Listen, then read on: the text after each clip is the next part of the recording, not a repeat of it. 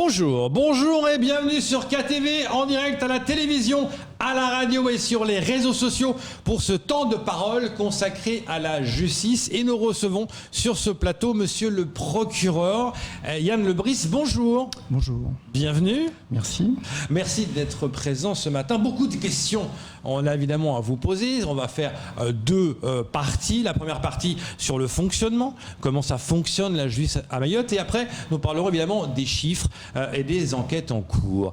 Première question, monsieur le procureur, comment fonctionne la justice à Mayotte? Parce que certains disent, quelqu'un a eu une peine, c'est pas assez ferme, le procureur n'est pas assez sévère par rapport à cette peine. Est-ce qu'il mélange procureur et juge ? Un peu. En même temps, je ne veux pas non plus, en vous disant un peu, essayer d'échapper à toute responsabilité par rapport à l'œuvre de justice.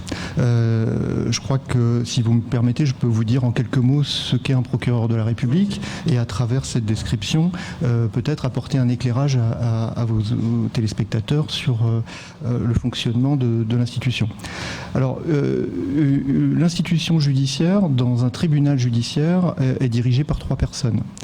On parle de diarchie ou de triarchie parce que vous avez à la fois des magistrats du siège, des magistrats du parquet, et puis vous avez des fonctionnaires qui sont des greffiers ou d'autres fonctionnaires qui sont dirigés par un directeur de greffe qui est un fonctionnaire et qui a à sa charge la direction de ces fonctionnaires. Et puis, l'institution, autrement les magistrats, sont dirigés par deux chefs de juridiction, que sont le président de la juridiction, M. Benkemoun, en l'espèce pour le tribunal judiciaire de Mamoudzou, et le procureur. Les deux chefs de juridiction ont, avec la directrice de greffe, une mission générale d'organisation et de bon fonctionnement du tribunal. Donc c'est s'arranger pour les locaux, pour faire fonctionner le tribunal. Là, par exemple, aujourd'hui, nous avons pris ensemble la décision, malgré le Covid, de faire poursuivre l'activité, le faire continuer. C'est une décision collective qui relève de la responsabilité des chefs de juridiction. De la même manière, l'organisation des services relève d'une décision collégiale. Et puis ensuite, le procureur de la République, en plus d'être chef de juridiction, il est chef du parquet. Et donc, à ce titre, il dirige une équipe de membres du parquet. À Mamoudzou, c'est une équipe de 6 personnes, 6 substituts. Et le procureur de la République donne, entre guillemets, le tempo, le là, pour son équipe du parquet.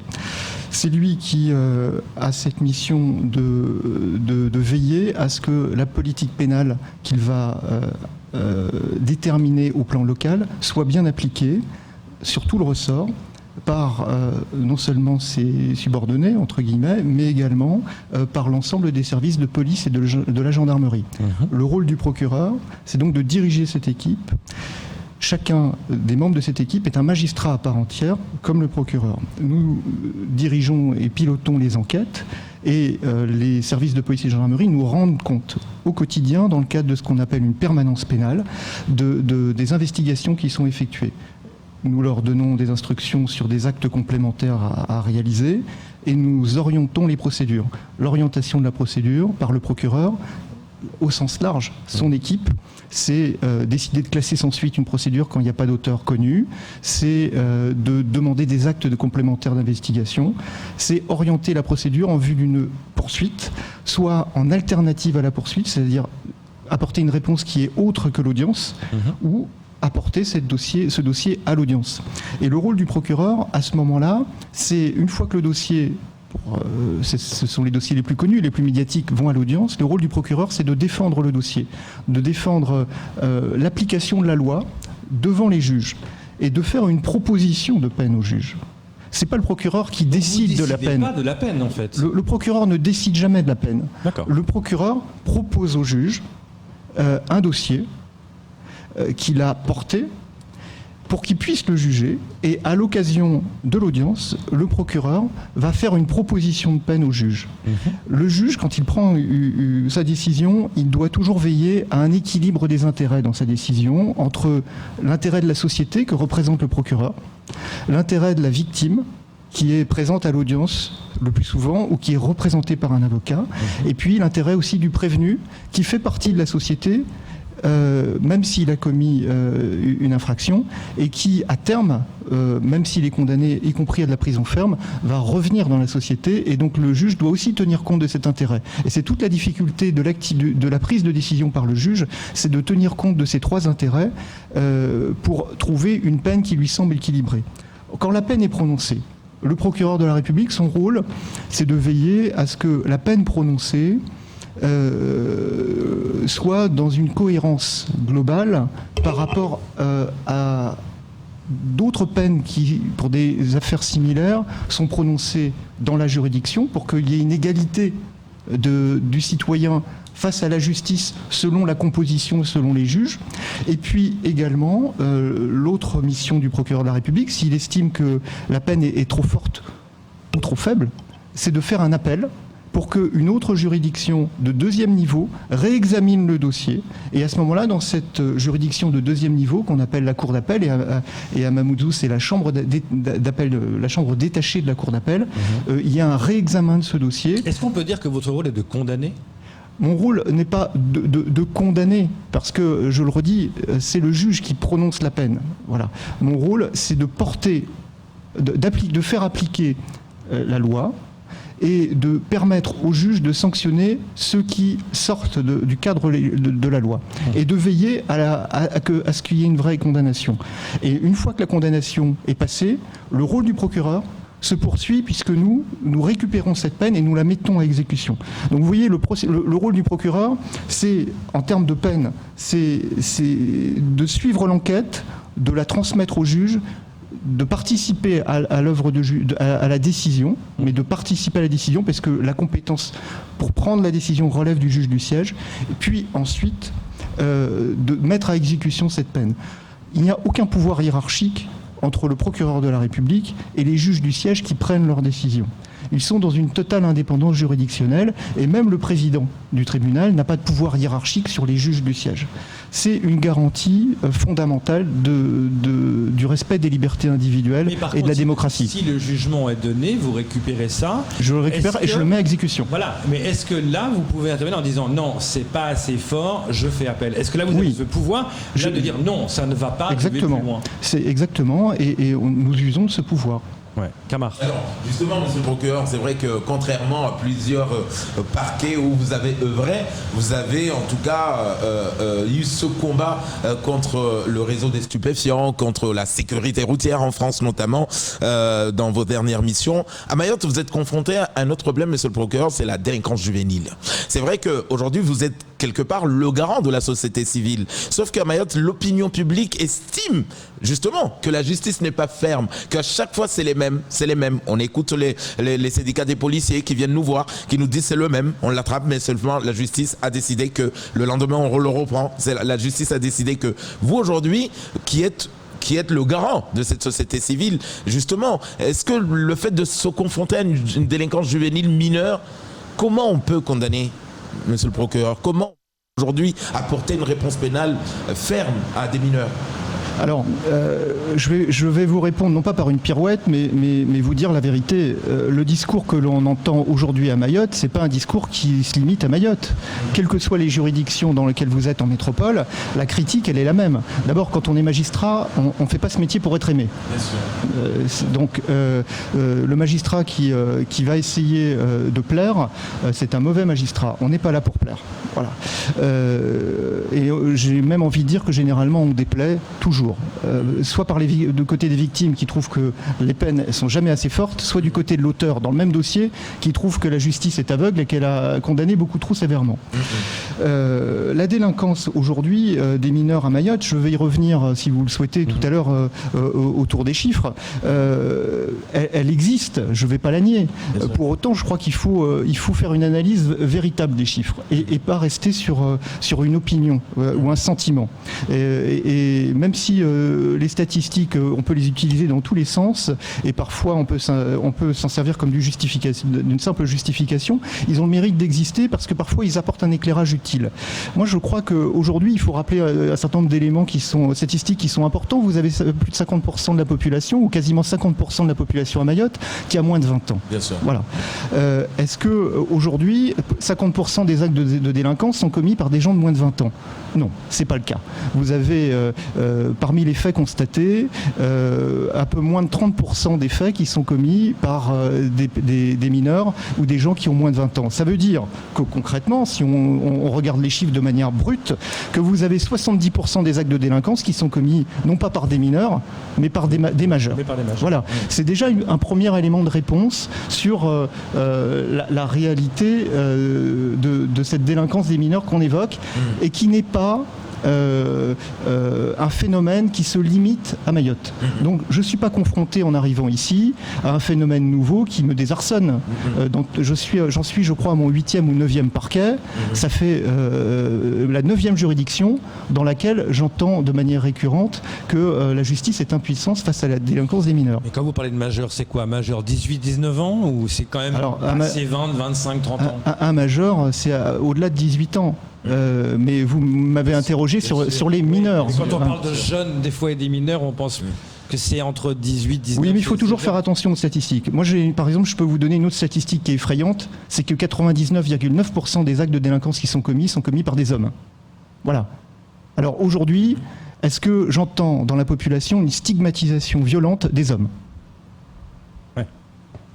Oui. Alors, monsieur le procureur, c'est vrai que je reviens sur cette, comment dire, vos fonctions, parce que c'est vrai que... si vous permettez, allez-y. Je ne veux pas, par le propos que je viens de tenir, parce que tout à l'heure je vais le développer statistiquement. Oui, bien sûr. Je ne voudrais pas surtout non plus que ce soit mal interprété et qu'on ait l'impression que je fais de l'angélisme. Je n'ai jamais dit que les mineurs ne commettaient pas d'actes de délinquance. C'est une préoccupation majeure, et j'y reviendrai tout à l'heure dans les chiffres que je peux évoquer, notamment d'activité des juges des enfants, qui est une activité au quotidien, aux côtés de la protection judiciaire de la jeunesse, pour traiter ces problèmes de délinquance. Alors, dans vos fonctions, monsieur le procureur, c'est vrai qu'aujourd'hui, tout le monde se retourne vers vous, en fait, quelque part, parce que c'est vrai que dès qu'il y a une affaire, que ça soit, elle peut être administrative, voilà, un conflit entre particuliers, tout le monde veut écrire au procureur, tout le monde veut saisir le procureur. Donc, est-ce que ça fait pas beaucoup de dossiers, justement, à traiter? Et c'est pour ça, et des fois, les gens disent, ça prend temps, j'ai écrit au procureur, il me répond pas. J'ai 10 000 procédures par an. 10 000. Voilà, on a 10 000 procédures par an qui arrivent au parquet. C'est 10 000 procédures par an, nous sommes 6 à les traiter, et c'est un chiffre qui est très inférieur à la réalité de notre activité, parce que vous me demandez ce que fait le procureur, il ne se limite pas à faire de l'activité pénale. Il a des missions qui vont bien au-delà, puisque la justice, je pourrais en parler longuement, elle ne travaille pas seule. J'ai coutume de dire que la justice est un roi nu. Qui ne peut travailler que parce qu'il travaille avec les autres, en concertation, en coordination avec les autres. Et il y a tout ce travail de coordination, on pourra y revenir tout à l'heure, avec l'ensemble des institutions, que ce soit bien évidemment les services enquêteurs, de police, de gendarmerie, tous les métiers du chiffre et du droit, les avocats, les huissiers, les notaires, toutes les autres administrations, les collectivités locales. Et tous ces partenariats, il faut les faire vivre pour développer des projets communs, pour être aussi dans la prévention de la délinquance, pour être dans la réception du signalement et pour être dans un accompagnement efficace autour des victimes. C'est pour ça qu'il y a un travail complémentaire important, notamment de contractualisation. Je peux vous donner quelques exemples. Aujourd'hui, il faut qu'on travaille de manière beaucoup plus efficace avec l'hôpital pour que dès que quelqu'un arrive en étant victime de violences, que ce soit des violences sexuelles, des violences conjugales, des violences tout court, on puisse avoir immédiatement un signalement qui soit fait à l'autorité judiciaire. Ce travail-là, il doit être fait et il suppose une contractualisation. Aujourd'hui, on a des mesures de tutelle, c'est-à-dire des mesures de protection sur les personnes les plus fragiles. Il faut qu'on travaille avec l'Ordre national des médecins pour mettre en place des protocoles, pour trouver des médecins qui nous remplissent et qui nous fassent des attestations pour justifier cette activité. On doit accompagner les mineurs qui sont en situation de danger grave et imminent, qui sont isolés. Il faut qu'on travaille avec le Conseil général pour mettre en place des processus et des protocoles d'accompagnement de ces mineurs et aussi de soutien des familles. Je pourrais démultiplier démultiplier les actions qui sont celles de la justice, auxquelles la justice est confrontée et dans lesquelles l'action de la justice est au cœur du dispositif, mais dont elle ne peut rien faire, mais pour lesquelles elle ne peut rien faire toute seule. Voilà. Justement, monsieur le procureur, quand vous êtes arrivé au mois de décembre, qu'est-ce qui, aujourd'hui, fonctionne bien dans cette justice à Mamoudzou, à Mayotte, et qu'est-ce qui ne fonctionne pas, qu'il faudrait améliorer, que vous avez envie d'améliorer? Alors, je vais ne parler que du pénal. Oui. Parce que, comme je vous l'ai dit, j'ai une casquette de chef de juridiction et je pourrais vous parler de ce qui fonctionne bien et de ce qui fonctionne moins bien sur d'autres plans de l'activité. Ce qui fonctionne bien aujourd'hui, c'est ce que j'appellerais l'urgence judiciaire. C'est-à-dire la capacité de la justice à traiter et à répondre dans une forme de rapidité aux faits les plus graves. Et ce, en concertation et en coordination avec les services de police et de gendarmerie. Ce qui, à mon avis, aujourd'hui est une piste d'amélioration notable à mettre en œuvre, c'est sur la délinquance du quotidien. Qui aussi peut renforcer ce sentiment d'impunité et d'insécurité de la population. Donc ça, c'est un travail de fond qu'il faut qu'on mène, mais on est confronté à Mayotte à des paramètres d'exercice de l'activité judiciaire qui sont différents de ceux qu'on peut avoir en métropole, et il faut trouver des solutions alternatives. Pour pas être langue de bois, je vais vous dire les choses simplement. Quand vous êtes en métropole, vous pouvez apporter une réponse en alternative à la poursuite dans la plupart des dossiers. C'est-à-dire éviter l'audience dans la plupart des dossiers en apportant une autre réponse. C'est 50% des réponses pénales ailleurs. À Mayotte, on est entre 10 et 20%. Pourquoi ? Parce que la réponse alternative à l'audience, ça suppose une capacité d'être en contact permanent avec celui qui a commis l'infraction et la victime. À Mayotte, on a un problème d'adressage qui est un problème récurrent. C'est-à-dire que quand vous ne traitez pas immédiatement un dossier, vous avez un mal fou à pouvoir recontacter la personne pour lui donner des rendez-vous judiciaires, et donc ça empêche la mise en œuvre de cette troisième voie.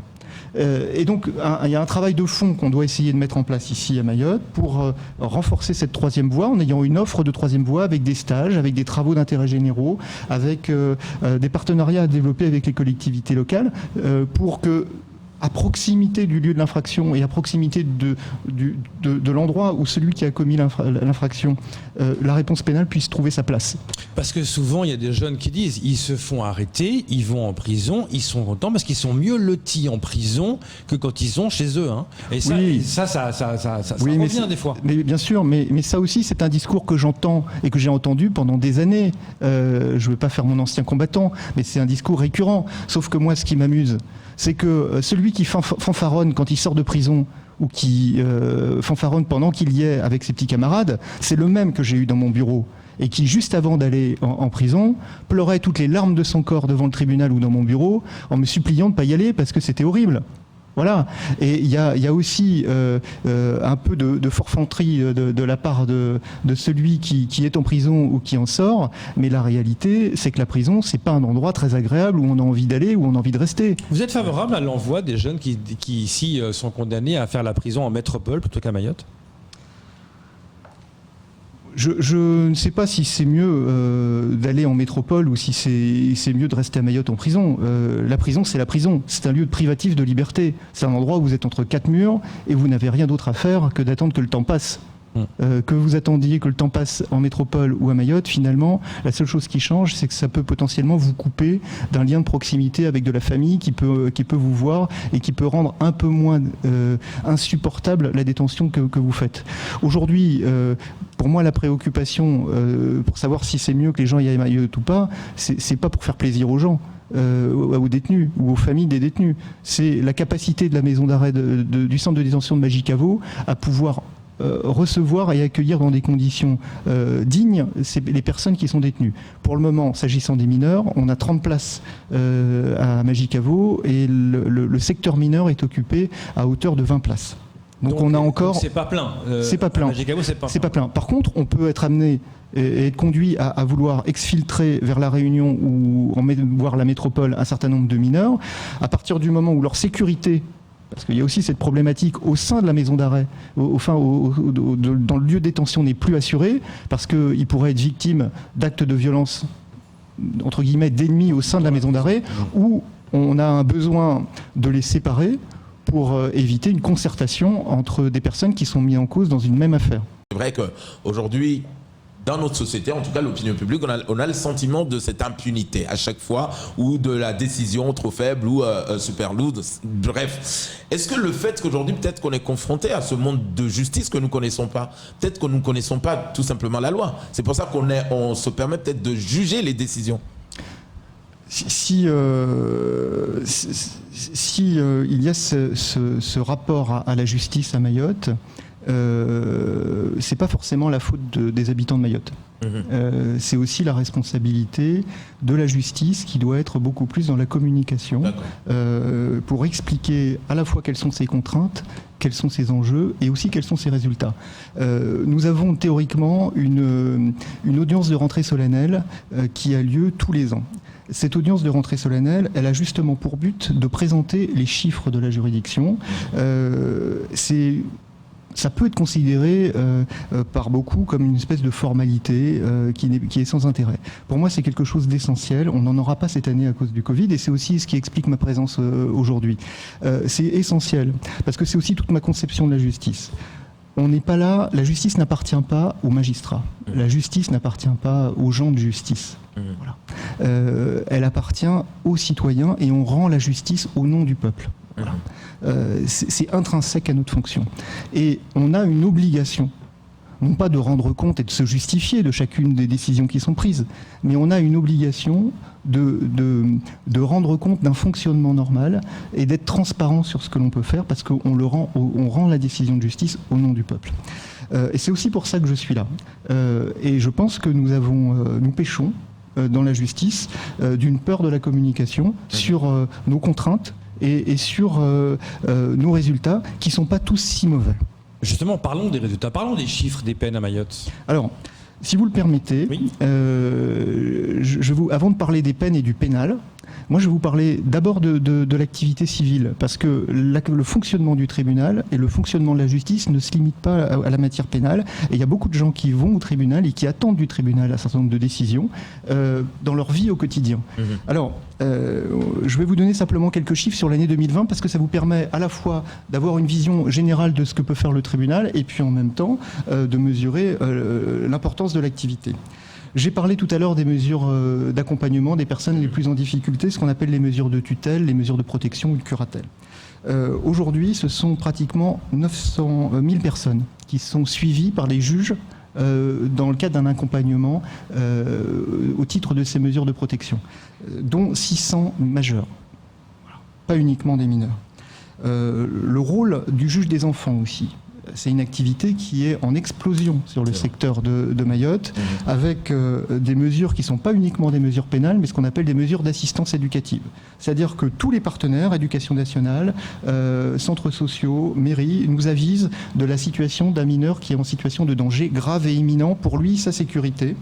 Et le juge est avisé et il met en place des mesures d'accompagnement avec le conseil départemental pour suivre ces mineurs. Aujourd'hui, on a quasiment 800 mineurs qui sont suivis par les deux juges des enfants au quotidien pour les accompagner et les faire progresser, pour les sortir du danger. Partenariat avec une première collectivité locale que j'évoque.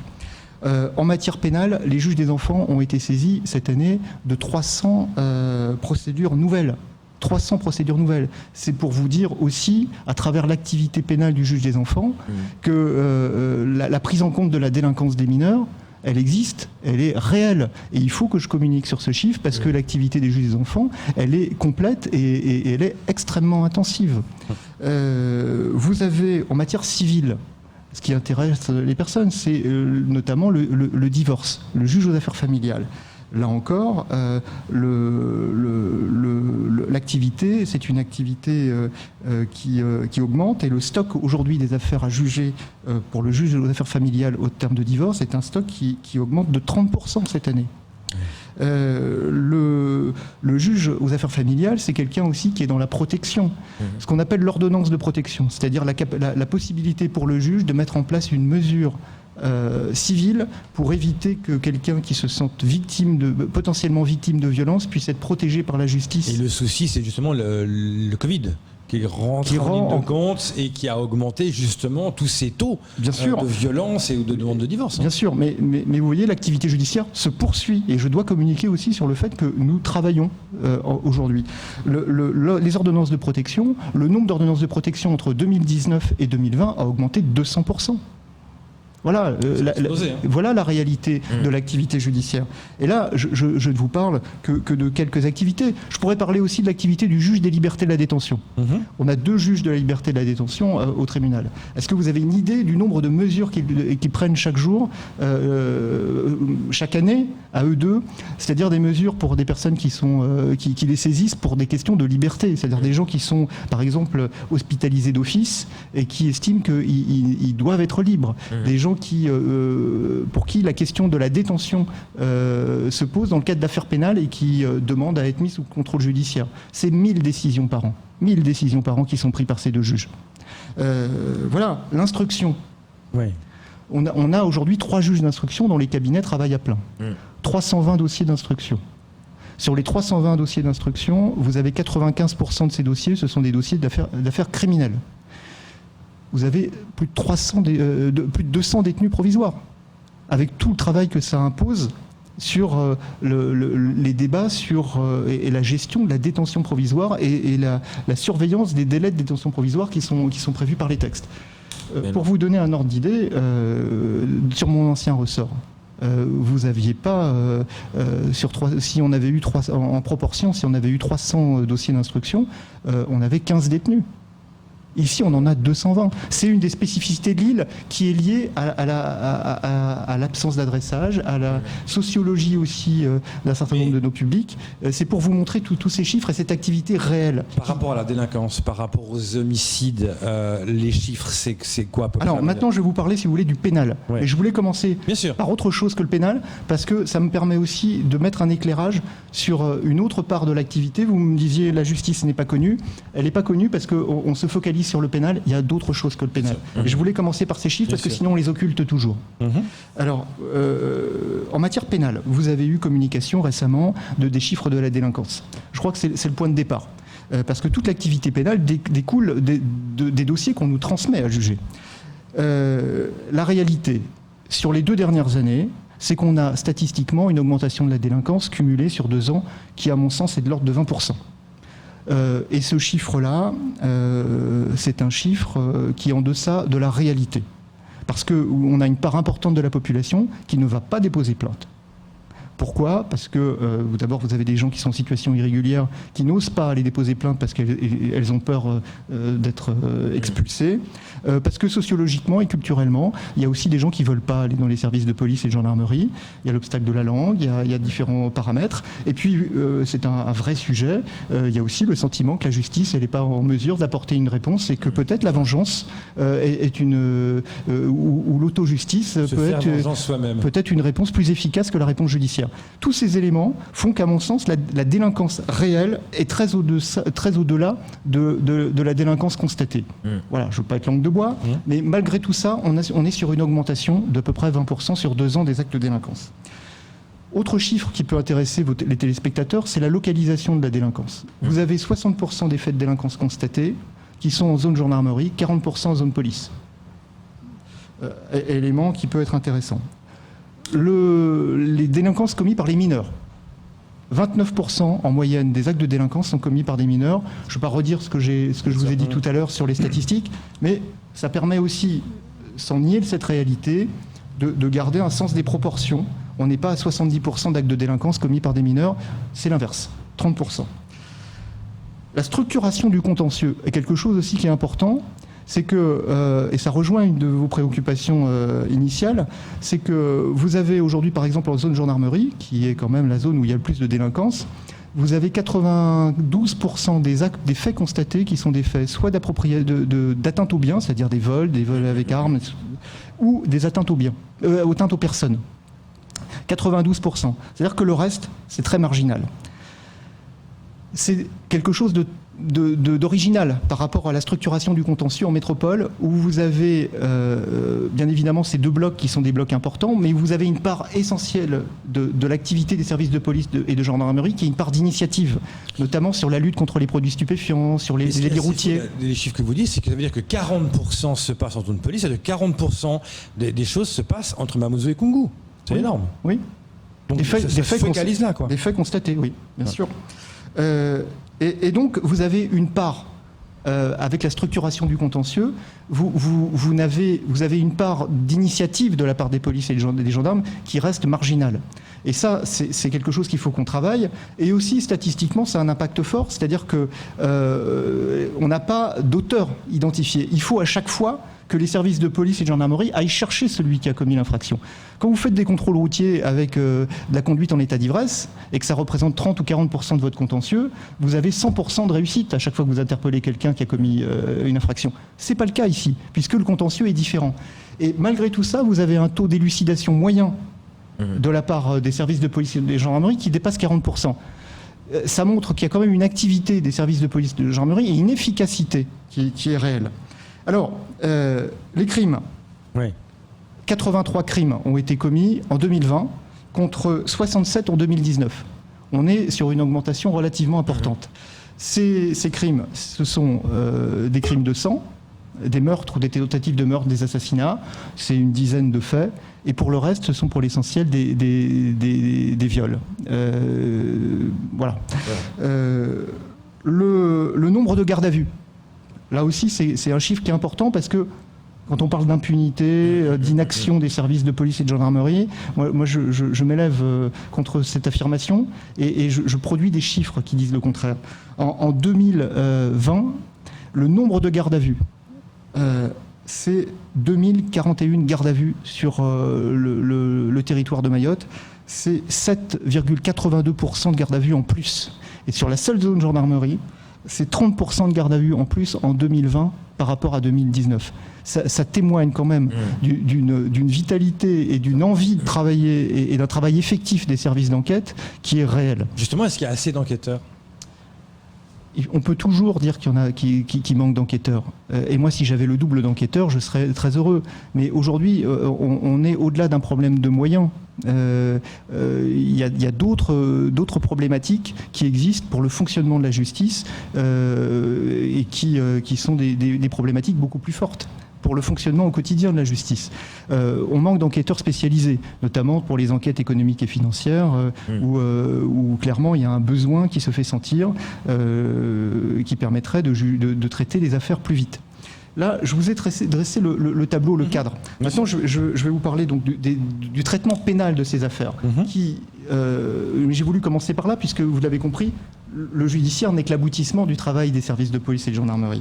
Nous avons 10 000 procédures qui sont transmises au parquet et en gros, on a 4 000 procédures qui sont des procédures dites affaires poursuivables. C'est-à-dire des procédures pour lesquelles on a un auteur identifié et une infraction vraiment caractérisée. Il y en a 6 000 que vous classez ? Il y en a 6 000 qui sont classés à peu près. D'accord. Voilà. Mais je suis obligé de les classer. Parce que quoi ? Parce que ça ne vaut pas la peine ou est-ce que vous... Pour l'essentiel, c'est parce que j'ai pas d'auteur identifié. J'ai un taux de résolution. Une plainte contre X, vous n'avez pas l'auteur, vous êtes dans la rue, quelqu'un vous vole votre téléphone, les services de police ou de gendarmerie font une enquête, ils trouvent pas le voleur. La procédure m'arrive, je suis obligé de la classer auteur inconnu. C'est pas parce que ça m'a... C'est énorme quand même. Oui, mais on a un taux de résolution de 40%, et c'est pour ça que j'ai commencé par vous dire quelle était la structuration du contentieux, parce que cette structuration-là explique le taux de résolution qui est aussi un taux de résolution faible. Et donc il y a 4 000 dossiers. Donc sur les 10 000, il y en a 4 000 qui... 4 000 qui me sont transmis et pour lesquels je pourrais engager une poursuite. D'accord. Et après, la question qui se pose, c'est quel type de poursuite ? La difficulté rencontrée par les services de police et de gendarmerie, pour le défaut d'adressage, je le rencontre à mon niveau. C'est-à-dire que tout ce qui n'est pas traité rapidement, j'ai des difficultés importantes après pour le traiter. Parce que je ne peux plus convoquer les gens devant la justice, parce qu'ils n'ont pas d'adresse. Ou je les convoque, mais je les convoque dans le vide, et la décision qui sera rendue, ça sera ce qu'on appelle une décision par défaut, qu'il faudra signifier à la personne, et si un jour on la retrouve, elle pourra s'y opposer. D'où une stratégie qui est mise en place et qui là encore montre l'adaptation de la juridiction au traitement des affaires pénales, c'est de multiplier les affaires avec défèrement. C'est-à-dire le placement en garde à vue doit augmenter, et il augmente parce que nous, ça nous permet de déférer immédiatement à la fin de la garde à vue les personnes devant la justice et de traiter le dossier de manière rapide, soit en comparution immédiate, soit dans la procédure qu'on appelle de CRPC défèrement, qui est un plaidé coupable. Aujourd'hui, on est quasiment à 40% de la réponse pénale à Mayotte qui est une réponse rapide. 40%. C'est le triple de donc ce qui est... le plaider coupable, ça veut dire que c'est quoi? Comme si ça veut dire que je plaide coupable, ça va... C'est-à-dire que les faits sont reconnus. D'accord. Et au lieu de faire une comparution immédiate où on va avoir une vraie audience, Okay. on va avoir, avec l'avocat, convenir d'une peine qui soit une peine acceptable pour le procureur, à proposer au prévenu. Et s'il l'accepte, un juge va le rencontrer pour homologuer. Donc pour valider, ça va plus vite. Ça va beaucoup plus vite parce qu'il n'y a pas le débat sur la culpabilité et sur les faits. Okay. Mais c'est une vraie peine. Oui. C'est une vraie peine. Et ces personnes-là, qui sont condamnées dans le cadre d'une CRPC, pour nombre d'entre elles, acceptent des peines d'emprisonnement ferme et partent à la maison d'arrêt. La proportion, elle est énorme là. Il y a beaucoup plus de monde qui accepte ça. De toute façon, moi je n'ai que les chiffres de CRPC acceptés. Ouais. On est sur quasiment 200 procédures de ce type acceptées par an en 2020 à Mamoudzou. D'accord. Et on va essayer de monter encore en puissance sur ce dispositif qui permet de traiter et de juger vite. Ailleurs, les procédures rapides, c'est 10%. Ici, on est à 4 fois plus. Ouais, mais ça me permet aussi de répondre à cette interrogation sur l'impunité, sur l'absence de réponse judiciaire. On essaye, on est toujours perfectible. Je ne suis pas là pour dire que tout va bien. Ouais. On est perfectible et on y travaille. Mais c'est pour vous dire qu'on fait des choses. Et on se mobilise, service de police, de gendarmerie, et ensemble de la juridiction pour apporter, pour orienter les procédures, et ça c'est le travail exclusif du procureur, pour porter des procédures devant le juge, pour que ce soit jugé vite, pour que ce soit efficace, et que la population ait une conscience d'une réponse pénale efficiente. Alors, une fois que je vous ai dit quelles étaient l'orientation, vous allez avoir cette interrogation que je soupçonne sur les peines, le prétendu laxisme des juges. Hein. Vous m'ôtez la question de la bouche. Bon. Comme je m'attendais à cette réponse et que j'étais prêt à un discours de vérité, je me suis dit je vais étudier précisément, pour pouvoir avoir des choses à dire, les peines prononcées par le tribunal de Mamoudzou. Alors, le nombre de peines prononcées en 2020, au niveau national, avec le problème de la grève des avocats, le problème du Covid, en moyenne, le nombre de peines prononcées au niveau national a baissé de 25% en pénal. À Mamoudzou, alors qu'on ne peut pas dire qu'on a été particulièrement épargné par ces deux difficultés, le nombre de peines prononcées a baissé, mais il n'a baissé que de 9%. C'est déjà un premier élément. Un chiffre que je pourrais vous livrer de manière brute et qui n'est pas en faveur de la justice lorsque elle essaye de se défendre. Je dis se défendre entre guillemets parce que je pense que la justice n'a pas à se défendre. Elle a juste à être transparente. Au niveau national, par rapport aux peines prononcées, le taux d'emprisonnement ferme, de peine d'emprisonnement ferme, est en moyenne de 37%. À Mayotte, il est de 28%. On a un décalage de 10 points. Si je m'arrête là, je donne du crédit à ceux qui disent que la justice à Mayotte est laxiste. Mais moi, je vous propose d'aller dans une analyse plus précise. Voilà. Quand vous regardez les peines prononcées, il faut regarder ce qu'on en fait. Et on va se limiter maintenant aux peines d'emprisonnement ferme prononcées. Est-ce que les gens vont en prison à la sortie de l'audience? À Mayotte, le mandat de dépôt, c'est une décision qui assortit la peine d'emprisonnement ferme dans 37% des cas. En métropole, on est autour de 30%. Donc c'est-à-dire qu'on prononce moins d'emprisonnement ferme à Mayotte, en proportion de toutes les peines prononcées, Mais par contre, quand on en prononce, plus qu'en métropole, Mais certains diront que c'est pas assez. on va en prison. Ouais, mais je vais aller plus loin. Ouais. Ce taux de mandat de dépôt, en 2020, il a augmenté de 77% par rapport à 2019. C'est donc que la justice, elle accompagne ce mouvement et cette perception aussi du citoyen qu'il faut être dans une fermeté plus forte. Au niveau national, alors qu'à Mayotte, ça augmente de 77%, dans le même temps, au niveau national, ça baisse de 15%. Et puis, il faut parler vrai. Quand on prononce des peines d'emprisonnement ferme à l'audience, au-delà du mandat de dépôt qui est prononcé immédiatement, il y a une deuxième problématique qui est celle de l'aménagement de la peine. C'est-à-dire qu'aujourd'hui, la règle, c'est qu'on doit essayer de trouver une alternative à l'incarcération, même quand quelqu'un a été condamné à une peine d'emprisonnement ferme. Et on disait 2 ans, je crois, normalement. Non, c'est pas... Alors c'est 1 an. Un an. La règle, c'est aujourd'hui 1 an. À Mayotte, le taux d'aménagement ab initio, c'est-à-dire tout de suite, dès que la peine est prononcée, il est quasiment nul. On n'aménage pas, on est à 0,4%. Une décision, je crois, a été aménagée ab initio en 2020. En métropole, c'est près de 10%. Ça veut dire que ce décalage que j'ai évoqué tout à l'heure de 10%, rien qu'en aménagement ab initio, il est déjà rayé. Ouais. Et ensuite, après l'audience, les personnes condamnées à l'emprisonnement ferme ont la possibilité de saisir un juge d'application des peines pour que ce juge d'application des peines puisse encore aménager. Et ailleurs, c'est 50% d'aménagement encore qui passe.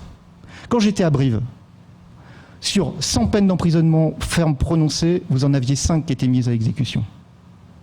Ici, sur 100 peines d'emprisonnement ferme qui sont prononcées, vous en avez 35 qui sont mises à exécution. Et les peines d'emprisonnement ferme prononcées, ici, sont des peines dont le quantum est plus important qu'ailleurs. En métropole, le taux moyen de peine d'emprisonnement ferme, la durée de la peine d'emprisonnement ferme, elle est de 9 ans. À Mayotte, elle est près de 12 ans. Elle est près de, pardon, pas de 12 ans, elle est de 12 mois. Voilà. 9 mois en métropole, 12 mois... C'est pas évident quand ça s'y perd, mais... Oui, non, mais c'est pour vous dire, en résumé. Oui. À Mayotte, les peines prononcées sont plus fortes qu'ailleurs. Elles sont mises à exécution de manière beaucoup plus importante qu'ailleurs. C'est plus important qu'ailleurs. Pour un Mahorais, quelque part, il s'en fiche qu'en métropole ce soit 30% et qu'à Mayotte ce soit 30%.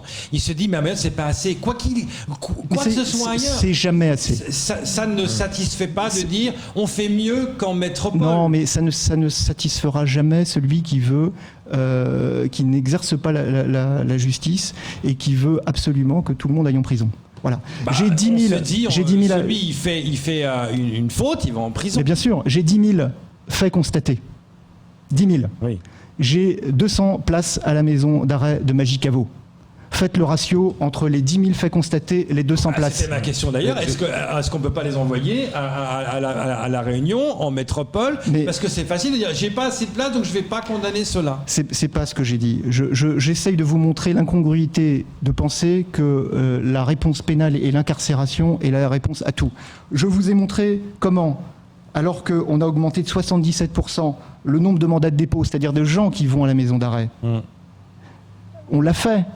Et dans le même temps, vous avez une augmentation du nombre de faits constatés sur 2 ans qui continue à augmenter de 20%. Ça veut dire que même si vous envoyez des gens en prison, et j'assume le fait de demander à ce que des gens aillent en prison, voilà, je l'assume, ça fait partie de mon métier, je ne suis pas dans l'angélisme. Penser que envoyer des gens en prison sera la seule solution à tout, c'est une erreur. Et si je cautionne ce propos, je participe à ce discours qui induit les gens en erreur. Monsieur le procureur, beaucoup de nos syndicats policiers, je reviens encore, nous disaient, eux, ils estimaient qu'aujourd'hui, peut-être pour désengorger un peu notre centre pénitentiaire, avoir cette espèce de coopération judiciaire. Est-ce qu'aujourd'hui, c'est quelque chose de possible, ça, avoir une coopération judiciaire, par exemple, avec nos voisins qui ne sont pas français, et donc forcément pas la même loi? il faudrait que je discute avec ces syndicats de policiers qui me précisent qu'est-ce qu'ils envisagent. Moi, mon rôle, c'est... C'est-à-dire qu'une personne, par exemple, en situation irrégulière ici, et qui a commis un délit, un crime, par exemple, aujourd'hui, à chaque fois c'est le même, voilà, il récidive. Est-ce que c'est possible aujourd'hui de dire, voilà, avec une coopération judiciaire, cette personne est connue peut-être là-bas déjà, dans une base de données, et est identifiée comme étant un criminel, est-ce qu'on peut l'envoyer ? Mais je pense que les victimes habitants de Mayotte, de faits commis à Mayotte, n'ont pas forcément envie que celui qui a commis des infractions les concernant soit immédiatement, au motif qu'il soit d'origine étrangère, renvoyé dans son pays. Ils ont envie, et fort légitimement, que ces personnes soient condamnées et purgent réellement la peine, et qu'ils aient la certitude que la peine soit purgée. Monsieur le procureur, le temps passe très très vite. On doit conclure cette émission. On n'a pas beaucoup de questions. Dernière question. Quand vous êtes arrivé, vous avez déclaré que vous souhaitiez apporter votre pierre à l'édifice judiciaire de Mayotte. Quelle est la première pierre que vous allez poser ? Alors j'espère que j'en ai posé déjà quelques-unes depuis 3 mois. Moi j'ai plusieurs ambitions à court terme et à moyen terme.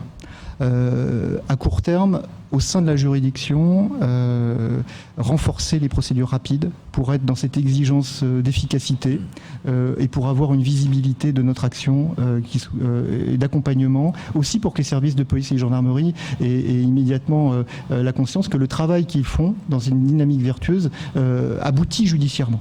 Ça c'est le premier point. Le deuxième, c'est en interne mettre en place une numérisation des procédures pour faciliter l'efficacité des échanges. C'est continuer la collaboration, la coordination de l'action judiciaire avec l'ensemble de nos partenaires, parce que je le redis, la justice elle peut rien faire toute seule et elle a besoin du soutien de tous les institutionnels, associations, institutions, et puis également du soutien de la population. Ça c'est quelques éléments de base. Et puis mon rôle aussi, c'est de faire que la loi s'applique à Mayotte. Elle s'applique à Mayotte comme dans le reste de la métropole. Et donc moi j'ai le souci d'accompagner la mise en place de réformes structurelles importantes dans l'année, notamment la réforme de la loi sur les mineurs qui doit être mise en place à partir du mois de septembre. Il faut que ça s'applique à Mayotte comme ailleurs. Et puis j'ai aussi l'ambition de me rapprocher des collectivités locales pour essayer de trouver des réponses pénales de premier niveau avec les maires, dans le cadre notamment de travail non rémunéré qui pourrait se développer et qui permettrait de désengorger aussi la justice d'un certain nombre d'affaires qui peuvent être traitées au plan local et qui donnerait aussi à la population une visibilité immédiate sur le fait qu'à une infraction commise, eh bien, il y a une réponse immédiate qui a été donnée. Voilà, quelques pistes. Les violences conjugales, voilà. Oui. Ça, c'est aussi quelque chose qui me tient extrêmement à cœur et je crois qu'on doit travailler, nous. Je le redis, la justice est perfectible sur ces sujets. Et juste pour finir, pouvez dire 2-3 mots sur les enquêtes en cours, à savoir les autopsies qui ont eu lieu sur notamment le cadavre retrouvé à Msapéré et sur le militaire. Alors,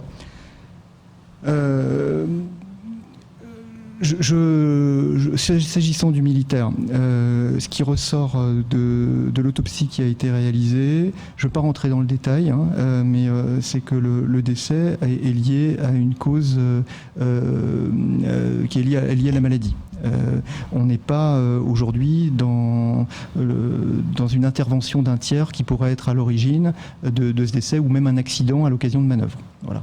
Donc j'ai bien évidemment informé des résultats de cette autopsie la hiérarchie militaire et j'ai indiqué que je me tenais à la disposition de la famille pour lui donner un détail précis du compte-rendu de l'autopsie et de tous les actes d'investigation qui ont été faits pour qu'on ne soit pas là encore dans la moindre suspicion. Je le dis, l'objectif de la justice c'est d'être la plus transparente possible, mais cette transparence, je la dois à la famille prioritairement. Voilà. Et pour Msapéré, l'autopsie a été réalisée là encore et on n'a pas d'éléments aujourd'hui sur cette autopsie qui nous laisse penser que le décès soit lié à l'intervention d'un tiers. Mais est-ce qu'on a identifié au moins la personne? Pas que c'est une personne qui était portée disparue, qui avait été annoncée portée disparue. Est-ce que c'est celle-là? Oui. D'accord. Et dernière question, où en est l'enquête sur les meurtres de Petite Terre? Alors, là encore, on a des impératifs de communication. Je ne veux pas, vous l'avez remarqué, quand il y a eu ces premières enquêtes sur Petite Terre, j'ai été très taisant, parce que je ne veux pas communiquer pour communiquer, et en même temps, ce que je peux vous dire aujourd'hui, à l'heure où je vous parle, c'est que les choses avancent. Et c'est aussi un moyen de répondre à ceux qui disent que la justice ne fait rien. C'est un peu langue de bois, les choses avancent. Non, mais je vais vous le dire. D'accord. Première affaire sur cette bande, qui est certainement à l'origine du déclenchement de cette violence. On a interpellé 12 personnes. Sur les 12 personnes, il y en a 10 aujourd'hui qui sont incarcérées. Voilà. Okay. Et parmi ces 10 personnes incarcérées, il y a de nombreux mineurs, le plus jeune à 14 ans. Je le dis, j'en tire aucune gloire. Je trouve triste qu'un enfant de 14 ans soit incarcéré. Mais ça me permet aussi de témoigner de ce que la justice passe. Elle ne communique pas assez, pas toujours, mais elle existe. Donc vous voyez, on a déjà 12 personnes mises en examen, 10 qui sont incarcérées dans ce premier dossier, et les autres dossiers sont en lien. Les 3 dossiers ont été confiés à un juge d'instruction. Je ne peux pas communiquer complètement sur le fond du dossier, parce que je ne veux pas trahir le secret de l'instruction, et puis il y a des actes d'investigation qui sont en cours. Ce que je peux vous dire, en revanche, et en concertation avec le juge d'instruction que j'ai vu hier et qui m'a donné cette autorisation de communication à minima, c'est de vous dire que les investigations se poursuivent, que les services de gendarmerie qui sont en charge de ces 2 enquêtes complémentaires sur les 2 autres meurtres sont mobilisés à plein temps à la section de recherche sur ces affaires, qu'à l'heure où je vous parle, il y a des personnes qui sont en garde à vue dans le cadre de ces dossiers. Et que dans la matinée, pour l'un de ces meurtres, elles vont être déférées devant le juge d'instruction. Voilà. Je ne peux pas en dire plus, mais ce que je vous dis vous permet déjà de répondre à votre interrogation principale. Est-ce que ça avance ou est-ce que c'est enterré ? C'est pas enterré du tout. Ça avance. La gendarmerie fait un travail remarquable sur ces enquêtes. Et on a des personnes en garde à vue et on a des personnes qui vont être déférées dans le cadre de ces 2 enquêtes devant le juge d'instruction, et quand le juge d'instruction me donnera une autorisation, entre guillemets, de communiquer sans que ça nuise à l'efficacité de son enquête, parce qu'on travaille sur un temps long, je communiquerai. Voilà, déjà ces premières informations. Ce que je peux vous dire, c'est que les 2 victimes